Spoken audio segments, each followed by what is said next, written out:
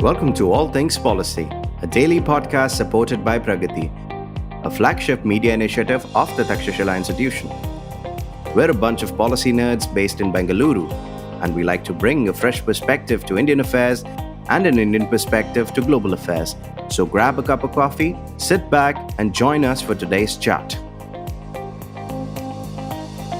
Hello and welcome to the first All Things Policy episode of 2023. Since this is a new year, we thought we'll try something different. So this is an unusual episode in the sense what you're going to be hearing today is predictions by some of my colleagues for what is going to be happening in 2023, how they see things turning out in some of the areas that they work on or they closely follow. And the utility of all this is something that we've discussed before in a couple of episodes in All Things Policy. I personally am a big believer in forecasting. It's important that we make predictions, not for crystal gazing or anything like that, but just so that as analysts, we try to question the assumptions on the basis of which we come up with predictions. So this is something that Philip Tetlock has written in the book Super Forecasting, that we often engage in something called outcome irrelevant learning. That is, whenever we make some implicit predictions and whenever things go wrong, we are able to explain that outcome due to some extraneous factors and we don't question our own assumptions that led to the predictions in the first place. So the only way to change that is to actually make precise predictions and then see if those play out in the real world or not. And if they don't,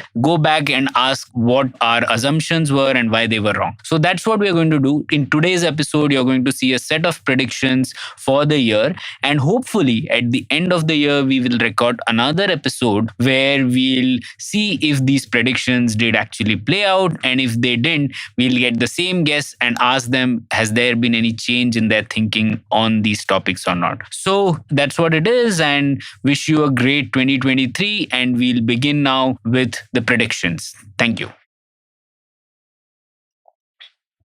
All right, so our guest for today's episode is Shambhavi Naik. Shambhavi is the head of research at Takshashila, and she does a lot of things related to biology, policy, and research in general. So Shambhavi, welcome. What is your prediction for 2023? Please give us hope. I think there is hope on the horizon, Pranay. I think we'll at least see one mRNA vaccine being approved, most likely for flu. Because I think flu, changes every year. So every year we need to have a new flu vaccine. Right. What happens with our traditional approach to vaccines for flu is that you have to look at circulating flu vaccines, and then it takes about 6 to 7 months to develop a new vaccine using traditional approaches. With the mRNA vaccine, you can do it quicker and at scale. So what it means that we will be able to make the vaccine closer to the actual flu season, which means we might have a better understanding of the new flu variants which might come in, which means that the vaccine might be more efficient. I think as a platform, mRNA vaccines are much better placed for tackling flu than the other vaccines. Obviously, the US is invested in creating flu vaccines. So I think we should see one mRNA flu vaccine. And when we say this vaccine, so you're saying this will be approved in 2023 and it will be approved by one country in the world at least. Yeah. Okay. And for flu specifically, right? And does this mean that this vaccine, because if mRNA vaccine allows us to do this preparation faster, does it mean we could have multiple flu vaccines in the same year also to be better targeted to the virus? It would likely mean we have a universal flu vaccine. Okay. So then it means that we just, all over the world, we might have the platform and just we create flu vaccines on the go. Okay. That would be awesome. Now, what is your second prediction? More hopeful news. Okay. I think we should also see our first CRISPR gene therapy being approved. That would most likely be for sickle cell anemia. That is the most hopeful, I think, from the clinical trials that are ongoing.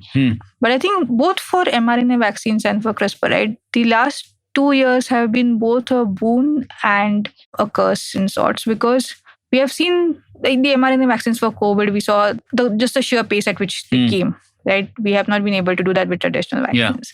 So that was kind of a boon. They got accepted. There have been side effects. I think a lot has to be done to study the impact of mRNA vaccines. And that has now raised speculation about those vaccines, right? Similarly for CRISPR, I think CRISPR, when it came, big promise with it. Over the past few years, we have heard a lot of CRISPR. And then there have been the fears of bioweapons. Again, COVID brought that out. Are you doing experiments, especially gain of function? And is that the reason why? And I think there is now mounting evidence that we need to shift that needle back to the positive aspects of some of these technologies, because the positive applications is what we need and what we should be focusing on, right? And so I think both these technologies, the beneficial applications of might get approved in 2023. Right. On the second prediction, is CRISPR-based therapy for sickle cell anemia itself, has it been approved anywhere else in the world? No, it has been approved for clinical trials, but not been approved for commercial purposes. But I think we might see that in the next year. In India, that will happen. In India, no. In India, we are doing clinical trials for hemophilia. Okay. So you're saying, again, this is also a prediction for some country in the world will do this for sickle cell anemia. Yeah. Okay. India, unfortunately, we are not really the path breakers of life science technologies. So I really don't know what we might see the GMOs being cultivated for the food crop GMOs being cultivated for the first time. But if there's any indication on that, I would bet against it, given the opposition to it, and various farmer groups are also opposing it now, which was curious. Why would farmer groups oppose it? There's some farmer groups which are backed with political parties too, some which are pro. So, all right. Okay. Thanks, Shambhavi. Thanks for two predictions, both of which showed some ray of hope. So I hope you are right on both of them. I hope so too. Thank you, Pranay. Wishing you and all listeners of All Things Policy a very happy new year. Our next guest for today's episode is Harshit, and Harshit is a real doctor by profession. So, he's an MBBS doctor, and he researches a lot at Takshashila on biology and policy, evolutionary biology, health, etc. So, Harshit, welcome. What is your prediction for 2023?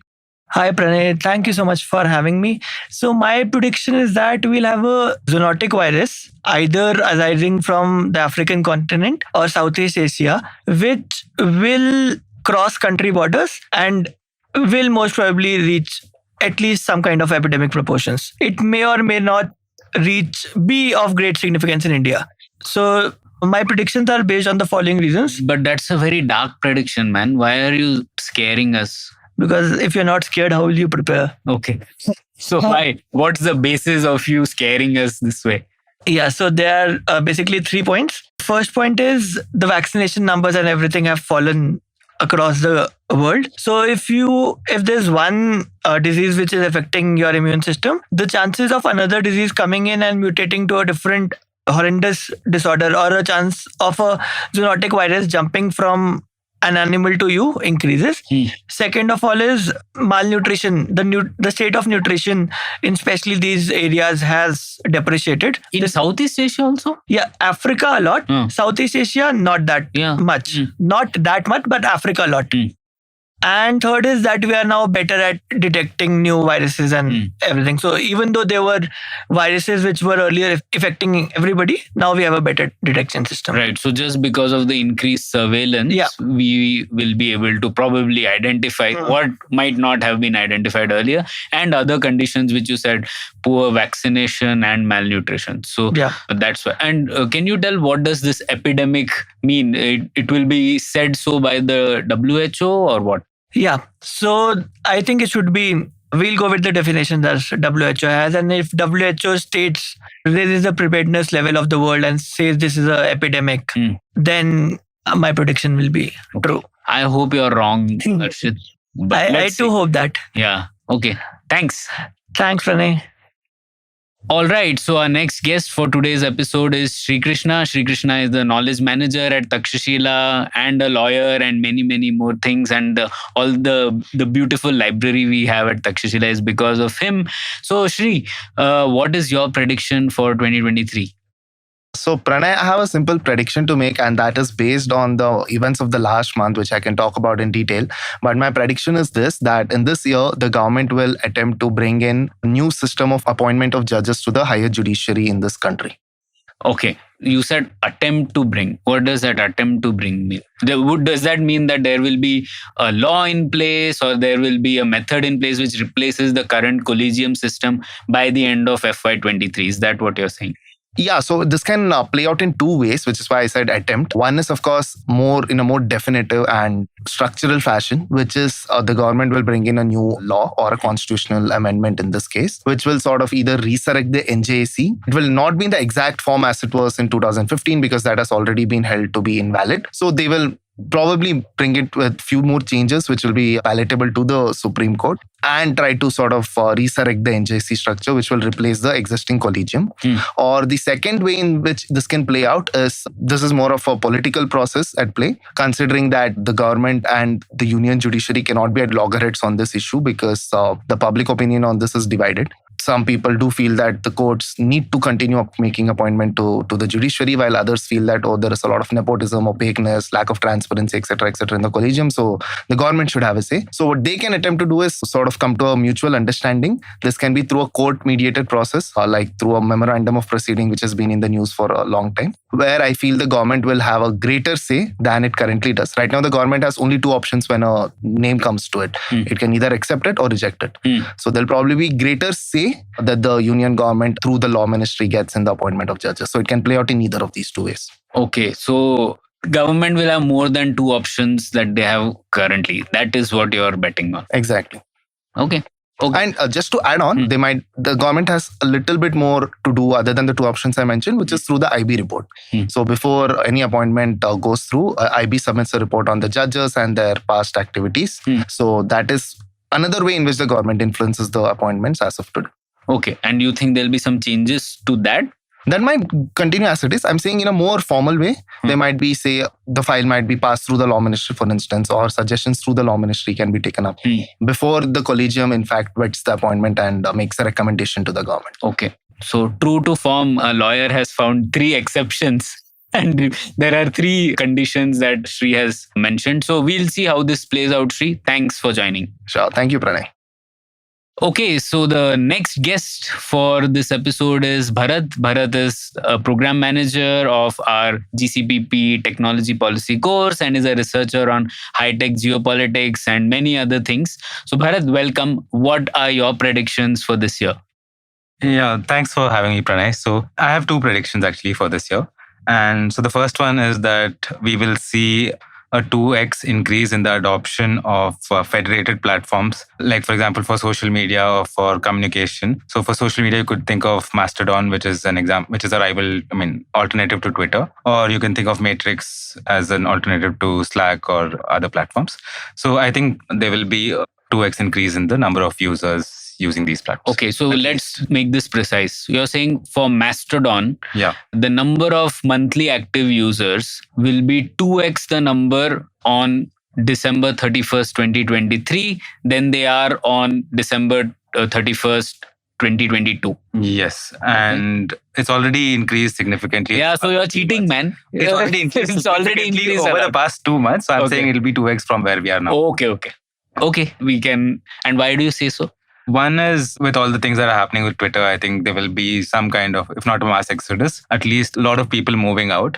And the second is, I think, greater awareness from personally about what these platforms, how they work and how the advantages they offer. And I see them as a better alternative. Are you there on those platforms? Are you on Mastodon? Not on the Takshashila instance of it, but on the other one. Okay, cool. Yeah. All right. So that was prediction 1. What's the other? So the second prediction is that the paid parking situation around MG Road, Church Street, where our office is, so that will improve drastically. So the situation how it is now is that we have all these smart sensors and marked parking slots, and most of these sensors are not working. So you just leave your car and you go and negotiate with the parking attendant to bill you using another parking slot which is working, and it's really complicated and it's a big mess. So I think by the end of the year it'll be very easy to park on these places, and using a cashless mechanism, and it should be pretty straightforward. Okay, so the prediction is that the cashless paid parking system around MG Road will improve massively. And Yes. by improvement, we mean it will be most of the parking spots that are there, you will be able to park on them without having to negotiate with the parking attendant. Yes. This is one favorite topic of mine, and it feels like it is a prediction that touches your heart because you have to do that every day, I guess. Yeah.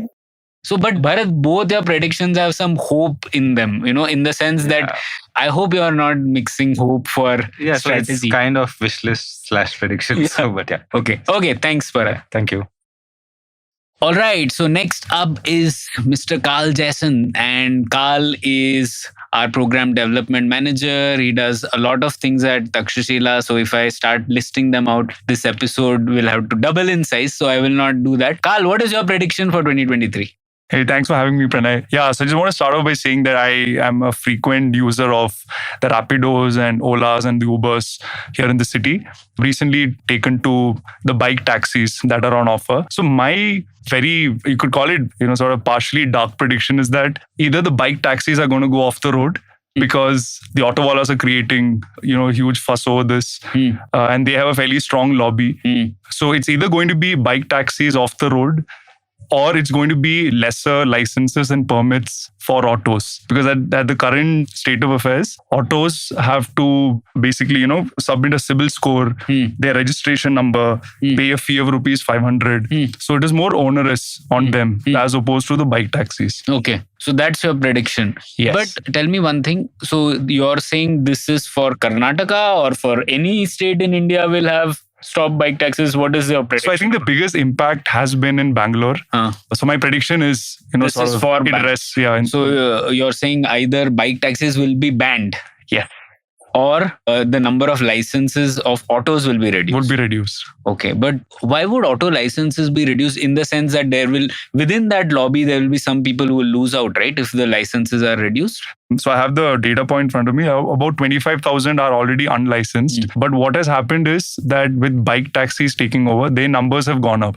So, and the ride per bike taxi is considerably lower than that of an auto fare. So having more autos plying will maybe ensure that customers will pick it also. Right. Don't you think they will want to do just increase the fare rate? Wouldn't that be a better strategy? Like for minimum fare currently is what, 14 rupees? I don't know how much, but you can make it 24. Won't that be a more rational strategy? So I think here I'm looking at it from as the Auto Rickshaw Association as a pressure group and who wield some political sort of exactly. sort of That's influence. what I'm saying. They would say make it 24. Why is it? Yeah. I mean, I guess, that is an option, right? To basically have a regulation that increases auto fare. Okay. But you didn't say that, them. so we'll not account that. I can't be hold to account. Okay, we'll take you to task at the end of FY23. Thank you. Thanks, Pranay. So I have with me Suman Joshi, who is program manager of our Advanced Public Policy GCPP course and is generally a public policy enthusiast in many, many areas. So let's begin, Suman. So what is your prediction for 2023? Okay. Hi, Pranay. Great to be back here. And my prediction is in the context of Karnataka. And this year is going to see the assembly elections for Karnataka, I think May or so. While I'm not going to get into predicting who's going to form the government in Karnataka, the other implication that I see is for the hijab ban or the hijab judgment or the hijab rule that came into play last year. We saw a lot of discussion, we saw a lot of debate on that, and it also went up to the Supreme Court. Now, the Supreme Court then actually was a split verdict, and we hope that there will be a larger bench constituted. So my prediction is in two parts. First, that larger bench will be constituted sometime later this year, and two, that the bench will strike down the ban. And the reason I say that I'm hopeful that the bench will strike down the ban is that, firstly, the earlier judges have made a case that the essential religious practices may not be the right way to look at these things. And we are going purely on the basis of liberty, choice, and, freedom of choices. So when look into it from that aspect. And looking at it from minority rights point of view, I think there is a definite case for the hijab ban to be lifted. So you're saying that the essential religious Practices. thing will be upheld now in the larger bench. No. I'm saying they will not look at this problem or this issue through the essential religious practices lens. This is not an essential religious practice, and hence. Yeah. So we will not look at it from an essential religious practices lens, but only from the constitutional values of liberty, freedom, and things. So I'm hopeful that the larger bench will uphold these constitutional values. Is it a hope or is it a prediction? It's a mix of both. Okay. Thanks, Suman. So we'll meet you at the end of 2023 and see how this goes. Yeah. Thank you. So our next guest is Saurabh Todi, and Saurabh is the newest member of our high-tech geopolitics team, and he works on lots of things related to geopolitics, technology, etc. So Saurabh, in this new year, what is your prediction going to be? I think that given that the President of Egypt has been invited to the Republic Day parade, I expect that the export order of the Tejas aircraft will be signed by Egypt this upcoming year. One potential downside I see, like a risk factor to my prediction, would be that given that there are many foreign components in Tejas, some country, let's say maybe UK or Israel or US, may put a hold on the export of Tejas to Egypt due to some reasons. So that's one downside. But I think that given the focus of the government to increase defense exports, risk factor going up geopolitically, I think that an export order is on the anvil in 2023. So is your prediction, I think there are two predictions in what you said. So first prediction you are trying to say is that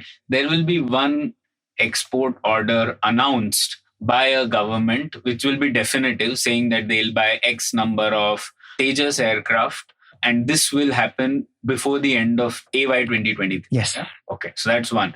And the second prediction was maybe it is Egypt, we don't know. But are you also willing to bet that some other country which supplies components which go into the Tejas platform is going to block that export order? I think that if the second prediction happens, we will not know about the first one because the country would not announce that we are buying Tejas if India knows that the country that supplies components has disapproved it. But I think that 2023 would see an export order signed of Tejas. Yeah, if you're saying that, then the second one can't happen. Precisely because why you said that. So they are mutually exclusive.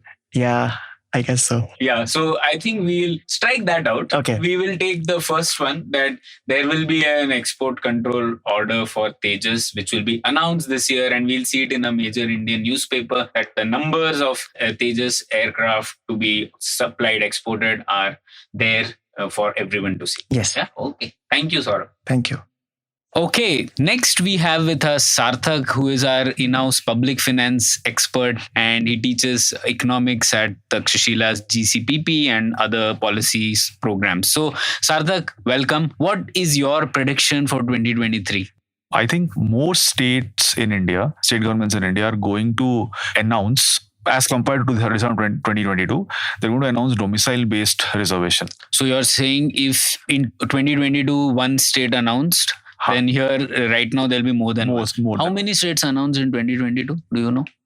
Haryana did. But it was taken back. Karnataka also, I think there were some announcements. Jharkhand has also. Andhra Pradesh had some form. But okay, we have to check that. Regardless, what you're saying is whatever the number of announcements were in 2022, there will be more in number in 2023. Is that right? Yeah. Why do you make such a dark prediction? Yeah, I'm not hoping that this should happen. Yeah. I'm assuming that this will happen. Two things. One is, I think the economic growth will be less as compared to last year. Overall economic growth, the growth rate will be less. And again, maybe because of global economic slowdown or tightening by different global financial institutions. So this is going to impact economic growth. And how do you manage that, given that there are multiple elections also lined up in 2023? As well as 2024. Maybe some of the states will make these kind of announcements. Okay. So, but isn't the economic growth looking up in the sense positive things for India? The overall narrative seems to be that, No, recently these things have been downgraded in the last couple of but months. 6% growth still, right? Still, but it is, I think it is not as good. Okay. I think given that we have had a pandemic, and again, keep in mind the 6%, you should also take into consideration that you are measuring it against last year, which was again measured which was compared with pandemic year, right? So we should ideally be comparing with pre-pandemic scenario, and maybe it is not good enough. Okay, Sarthak, so I like a dark prediction. Let's see. If it doesn't, you will be happy even if you are proven wrong, right? So that way it is good. Okay, thank you. Thanks, Pranay.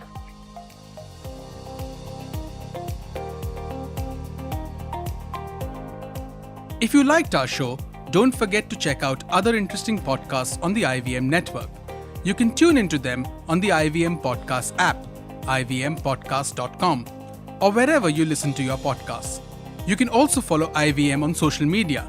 The handle is @IVM Podcasts on Twitter, Facebook, and Instagram. And hey, if you'd like to dive into Takshashila's research on technology, strategy, and economic affairs, check us out at our Twitter handle @Takshashila INST or our website takshashila.org.in.